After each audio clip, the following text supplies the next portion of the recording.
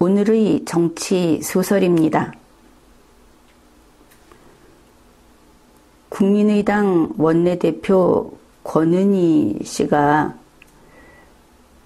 국민의당과 국민의힘의 합당에 대해서 발표를 했습니다. 의견 발표를 한 것이죠. 그는 이 합당이라고 하는 것의 성격을 새롭고 그리고 명확하게 정의를 했습니다. 합당은 국민의힘에 국민의당이 들어가는 것이 아니다. 이렇게 본 것이죠. 그의 표현에 따르면 이번에 이 일은 외부 세력과 함께 야권 전체에서 단일화된 후보를 선출하는 과정이다. 뜻이 분명히 나오죠. 이준석 대표는 이런 일을 해야 한다. 그러니까 국민의당을 받아들일 것인가 말 것인가를 결정하는 위치가 아니라는 것을 밝혔습니다. 그 내용이 이겁니다. 이준석 대표는 기차가 언제 어디서 들어오든 플랫폼에 불을 밝히고 선로를 정비해서 안전하게 정차할 수 있도록 하는 역할을 해야 한다. 가장 큰 야당 이런 거 없다. 분명하죠. 게다가 새로운 당명으로 가는 것이 원칙 있는 합당에 부합하는 방식이다. 이렇게도 말을 했습니다. 결국 전에 얘기했듯이 국민의힘의 당원이 300만이다. 국민의당의 당원이 얼마다 하는 거 다 무시하고 1대1로 새로운 당으로 간다. 그런 뜻인 것을 알 수 있습니다. 여기에서 권은희 원내대표의 표현이 마땅치 않은 부분이 있어서 지적을 하죠. 원칙 있는 합당에 부합하는 방식이다. 이거는 바로 평양어법입니다.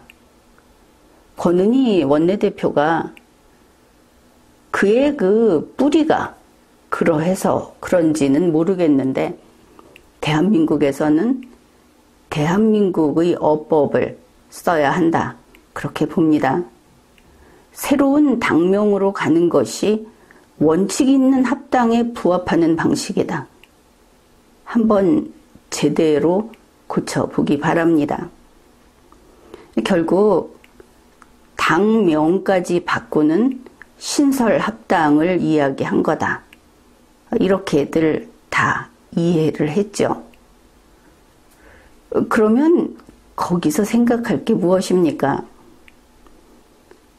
합당을 한 국민의힘, 거기서 당대표 새로 뽑아야 하겠죠. 지금 국민의당 원내대표 이야기가 1대1로 새로운 당 만든다고 했는데 먼저 있던 당대표, 먼저 반쪽짜리 당대표가 전체를 대표할 수 없죠. 그렇게 됩니다. 그런데 선거를 다시 할 수 있겠습니까? 지금 상황에. 이러면 이제 바로 생각이 다음으로 넘어가죠. 그렇습니다. 비대위 체제로 가야 하겠죠. 그러면 여러분은 이런 이야기 할 겁니다. 비대위 하면은 김종인인데 안철수하고는 서로 앙숙이 아닌가 거의. 그러나 그렇게 볼 일도 아닙니다. 안철수니까 안 된다 이렇게 말할 수 없는 것이죠. 정치에는 영원한 친구도 영원한 적도 없다고 하지 않습니까? 그러면은 언론에서 지적을 하듯이 안철수 대표가 대권 포기했다 여러 번 이야기를 했는데 이러면 신설합당 이야기를 한다면 대선 출마도 하려는가? 그런 의문이 지금 제기되고 있습니다. 그러나 안철수 대표가 대선 출마 못한다고 누가 그렇게 단언하겠습니까?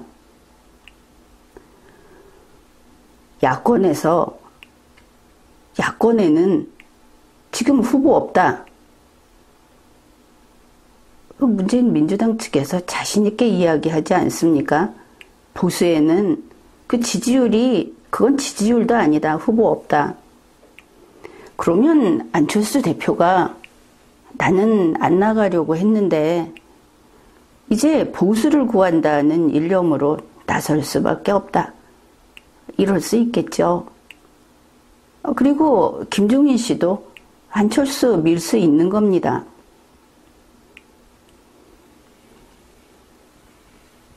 이제 또다시 김종인의 등장이다. 이렇게 되는 것이죠. 이제 그 이야기를 좀 해봅시다. 김종인 씨가 지금 광화문 사무실 다 뺐습니까? 뭔가 할 일이 있으니까 계속 거기 있는 거 아니겠습니까? 이준석 대표가 김종인 씨를 선대본부장으로 모시려고 한다. 이런 이야기 있죠. 그러나 김종인 씨 입장에서 생각을 해봅시다. 지금으로서는 누가 대선 후보가 될지 그거조차 알 수 없는 국민의힘에서 김종인 씨가 선대본부장으로 만족하겠습니까? 선대본부장이 뭡니까? 황우여 전 대표처럼 그냥 선거 관리만 하는 겁니다. 그런데 김종인 씨는 권력을 탐하는 인물이죠. 당대표 노릇도 했고 비대위원장도 했고 그러면서 전권을 항상 움켜쥐고 있던 김종인 씨가 그거로 만족할 리가 없죠. 그는 물론 대통령 하고 싶을 겁니다. 그리고 못해도 당대표 또 비대위원장 자기가 대선 후보 나가는 거 이런 거 원하지 않습니까? 이런 김종인이다 하는 것을 잊으면 안 되는 것이죠. 그래서 김종인 씨와 안철수 대표의 이면 합의가 있었다 하는 소설을 쓸 수 있다. 그런 이야기입니다.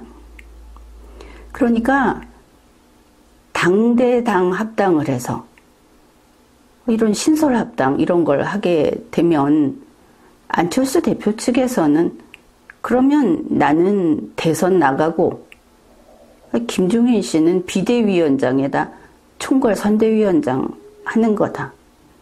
이렇게 합의 가능하다. 김종인 씨 대선 안 나가는 대신에 이런 합의 가능하겠죠. 또 이게 바로 김종인 씨의 성격이고 이런 거 원할 거다. 충분히 그렇게 볼 수 있습니다. 그러면 어떻게 할 것인가? 이런 합의에 따라서 합당을 하고 그러니까 신설 합당을 하고 김종인 씨를 전권을 쥔 김종인 씨를 중심으로 대선 후보를 결정하는 그런 것까지 김종인 씨가 마무리를 짓게 되는 것이겠죠. 대선 후보 결정은 김종인 스타일로 공정한 경선을 하게 될 겁니다. 이게 김종인 씨 성격이다. 그리고 김종인 씨 킹메이커 하는데 지금까지 킹 만든 적 없죠. 이게 진짜 킹메이커 되는 거다. 이번에는 저번에 그 박근혜 후보 때는 밀려났지 않습니까? 하다가. 그러니까 이번에는 처음부터 끝까지 자기가 꽉 잡고 진정한 킹을 한번 만들겠다. 그것이 김종인 씨의 시나리오일 수 있죠. 그 안철수 대표하고 관계 자꾸 이야기를 하는데 김종인 씨가 같이 일할 수 없는 사람은 세상에 없습니다. 그는 이 사람 저 사람하고 다 선거 치르지 않았습니까? 그리고 보면 지난번에 김종인 씨가 김웅 씨 보고 대선 나가라 이랬죠. 이준석 씨 당대표 된다, 지지한다 이랬죠. 그러면 저 60만은 항상 자기가 세상을 좌지우지하고 싶은 김종인 씨가 과연 이들을 보고 그렇게 생각했을까? 그럴 리가 없겠죠. 이준석 씨가 어떤지, 김웅 씨가 어떤지. 다만 우리가 판단할 수 있는 것은 김종인 씨에게는 확실한 파리채가 필요했던 거다. 그런 점입니다. 지금으로서는 파리채가 제대로 파리채 노릇을 못한다. 이렇게 보이죠. 바로 그래서 안철수 대표하고 이면 합의라는 소설을 쓸 수 있는 것입니다. 그런데 이러고 보면 이준석을 내세워서 세상을 얻은 듯이 여기고 있는 유승민 씨 또 당한 것인가 싶기도 합니다. 지금까지 리걸마인드 연구소였습니다.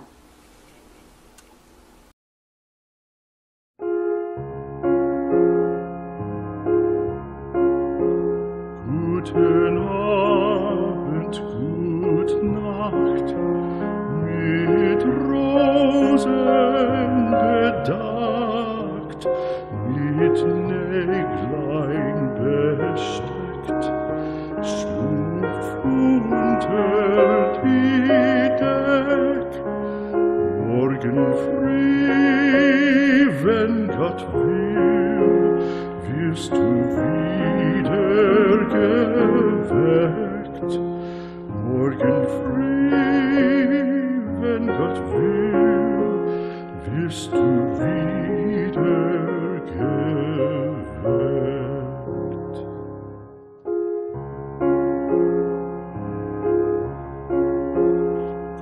Guten Abend, gute Nacht, von Englein bewacht, die zeigen im Traum dir Christkindleins Baum. Schlaf nun selig und süß,